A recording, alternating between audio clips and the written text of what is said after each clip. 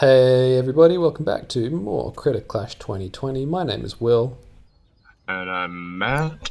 and we are going to cast the first game in the finals. Yeah, the top 12, I think it is. Top 12. We'll see. Yeah, four pools, three from each pool. That makes sense to me. We've got FearTheBeast going up against Tellurian's owns Trombone Stilts. Steve. Now, I will say that I have a little bit of insider intel on this one, Matt, and I know that the last game has kind of a funny ending. So we'll chat about that once the game's over, but just so the viewers are prepared, the last replay will cease. And you'll know what I mean. Right. First up, we've got Okay. Midway Atoll. We're going to jump straight into it. Yeah, the water map, really, of the tournament. Fear the Beast Everyone's with got. everything to prove here because he kind of only just scraped through his bracket despite playing really, really well. He had a super rough bracket. Yeah. A super rough bracket of people just barely playing. Fear the Beast in the purple on the eastern side, and Steve in his standard red attire. Standard red, how dare you? There's nothing standard about Steve. You can tell by the way he's rallying his hedge to the other coal pile. What a maniac. Optimized. Optimo. So what are your feelings about this map in general? Um, it's interesting. You generally see people can go for like cheesy water rushes, and it does work a lot of the time because it's quite hard to scout them just because it's omnidirectional in which way it can come from. But there's so much money within your base that you can fund a lot of different things That's right. without really extending your tendrils too far away. And the layout of the expos is interesting as well because you can see all the expos outside your base are in this kind of line across the diagonal of the map. Fear the Beast moving out now, taking an early expo at this island. Before even taking the one in his base, I mean, it makes sense to kind of get the jump on it. But, oh. Indecision. Henchmen are tremulous creatures by nature. All right. Well, it looks Okay, like he was just having a wee look there. just scooting it out. Changed his mind. He knows what he was about. Beast is going to, Steve is also going to, but Beast will hit it first. Is he gonna steal this geyser? And That'd be so cool. on this map, you generally see people have amphibious level. Yes, yes, Beast. Okay, I love that. I love that play. 2, so hitting level 2 first can be pretty huge. But yeah, so Steve actually will have to hit 2. There it goes, in order to even start building a chamber. Correct. So Beast has got an advantage straight up, depending on what kind of units he's going to produce. Piranha Pines, okay. Amphib Piranha Alright, Pines, I see 63 you. elec. It's an expensive way to go about it, but it can pay off. Yeah, I mean, he's keeping up constant production. It's just you're kind of sacrificing your ability to go 3 at any speed. That's right, that's right. Which may or may not be a huge problem. He has stolen this geyser from Steve, so he's probably not too bad electricity-wise. Yeah, and that's a Steve, lot of units, meanwhile, and advancing to the Southern Expo, interesting. And he's coming back. He's now seen these creatures. He is going to come yeah, back. these melee units are gonna get focused down as they come in, but They. the henchmen already getting a good head start. Oh wow! Yeah, no, this is a good repel from Steve, and he's retreating. Cool. Hey, that was a good distract. Okay, no, never mind. It's all gone to hell. Yeah, I mean, the henchmen are picking off lots of units, but they are Ooh, also getting picked off themselves, and they hold a lot more value in the early game. they Steve's certainly mining do. has fallen to bits. He's What got do a we couple have of henchmen here? over here. Maybe he can set up another expo. He has decided to. Oh wow, good recovery from Steve using these bloody Cutlon frogs. Oh, Yeah, but they're but just here getting come the focused melee down. units, and they are bulky boys. What are they? Meanwhile, however, this was an interesting call from Steve to go for the attack rather than defending. He will I think it lose makes this to sense. There's henchmen. nothing at home for Fear the Beast. Going to get a sound beam down, which will be pretty huge, but he's just got no henchmen left. That's right, and Beast will be able to kill these zebras with henchmen, although maybe not.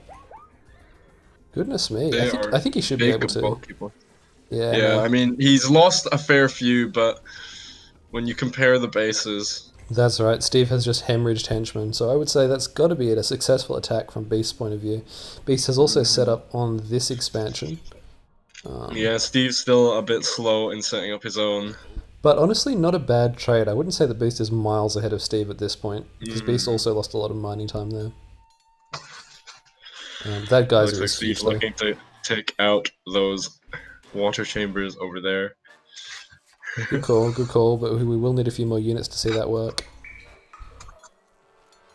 Ooh, just going straight past. Come on. Oh, the missed rally. You can focus those down as they Oh, can. damn. Oh, no. Oh, my goodness. Steve just Missed blew opportunity from Steve. Steve Destroying had, a sound beam. He had some henchmen trapped, and he opted to destroy the sound beam rather than the rod. Controversial move.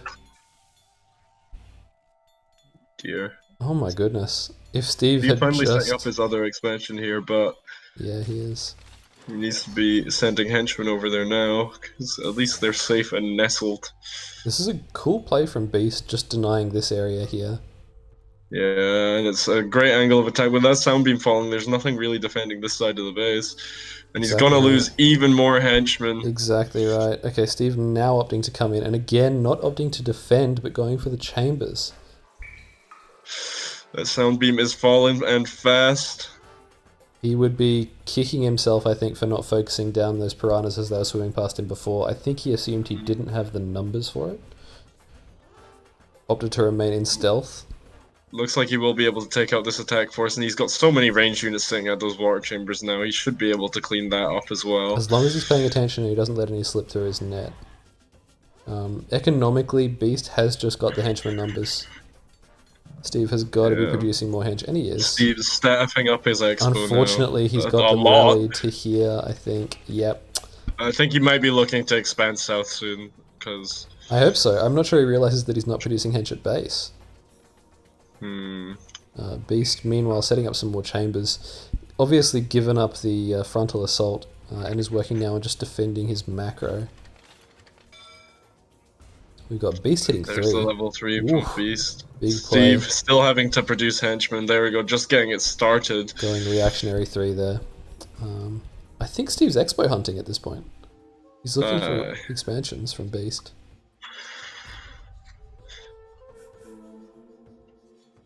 Ooh, these guys will get chewed up by these sound beams. They'll probably take out 1 or 2. Oh boy, they lose health fast, hey? Sound beams are the best unit in the game. Especially at level 2. Okay, so it looks like they will make it through these sound beam towers, and there's some hammer ibras in the back. Yeah, but there's the 2 water chambers. They will be pumping out level 3s. They need to get focused down. They do indeed. We go here. Polar sharks and tuna bullets. Those are pretty cool. Steve actually getting quite a bit done. He's definitely stalling long enough for himself to hit 3, and there it goes. There it is. Oh, if we could focus down this polar bear, we'd be in pretty good shape. Ooh. Oh, Beast retreating there. A bad trade for Beast. Yeah, but he's got a fair few level 3s masked up now. I don't know if Steve can follow through with it. If he's packing some artillery, that would give him a lot of value against these spammy sort of range units. Not that spammy though. They do definitely have some beef to them.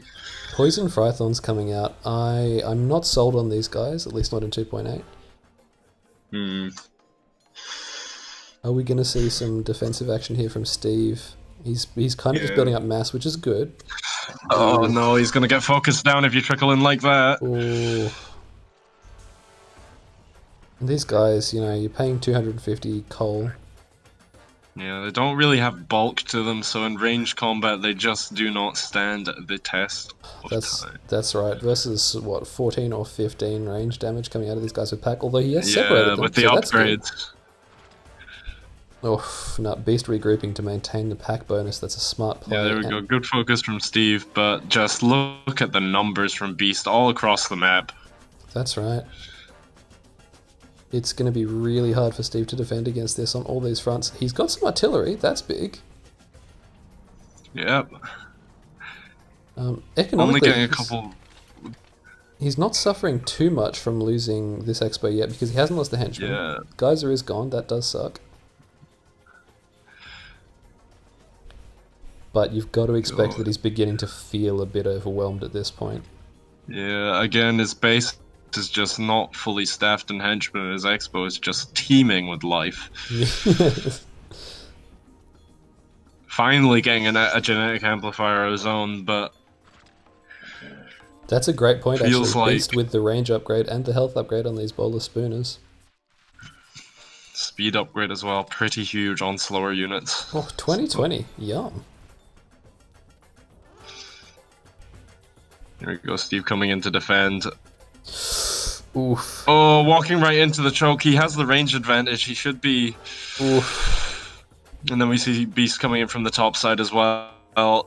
This is not looking good for your boy, Steve. Oh no, marched straight into it, unfortunately. Steve is rallying to here. Oh, that sucks. That's so unlucky for Steve. That's gotta be game. You'd think so, yeah. That expo is gone.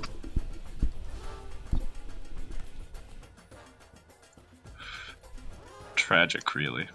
Steve fighting valiantly to the end, but Beast has done a really good job of snowballing while sending units to all of Steve's expansions.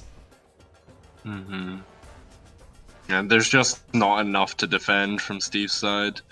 So many units, and they're so bulky as well. And there goes the lab. And okay, there goes the lab. Game one.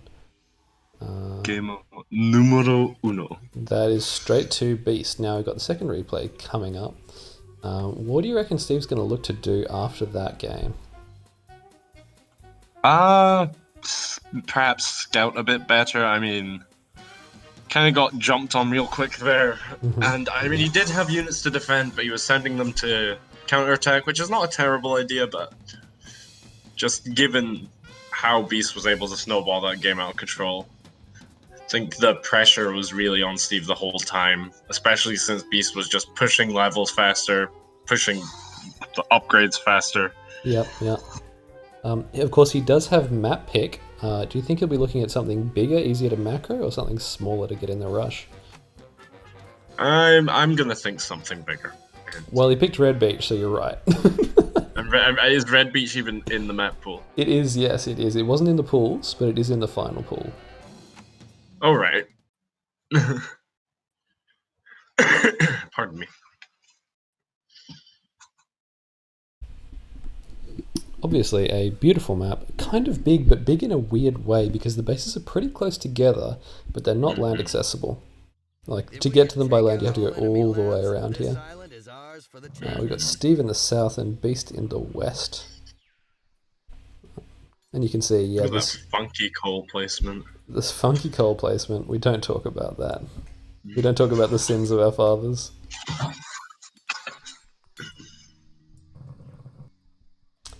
Nothing controversial here, standard build. Although... Will a henchman go and walkabout? Where will you find yourself, young man? He could be going for the expansion here, but it's not that valuable, so it looks like perhaps he's going all the way in for a rush. Red Beach Rush is a lot of fun because they're kind of hard to predict, because it's a big map, people often feel safe. Oh, and it looks like he will get scouted out. Is Beast doing the exact same thing? It doesn't look like Beast spotted him. Oh goodness, that's big. Steve's got to assume that he was spotted by those hench, but he is moving in regardless. He's... Oh no! Oh no! Right, well... We've got the hyper-inverse Joseph fence here, and Beast obviously now noticing this henchman. Very interesting.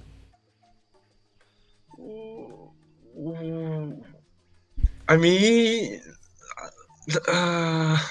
I'm not sure I understand the fence. Okay, he's now on the inside. Okay, maybe he was just wasting time until he had enough coal for a creature chamber. That henchman's trapped now. He is, yes, unfortunately. Maybe he can walk around here. That cliff could be misleading. Oh, maybe so. Meanwhile, Beast advancing here.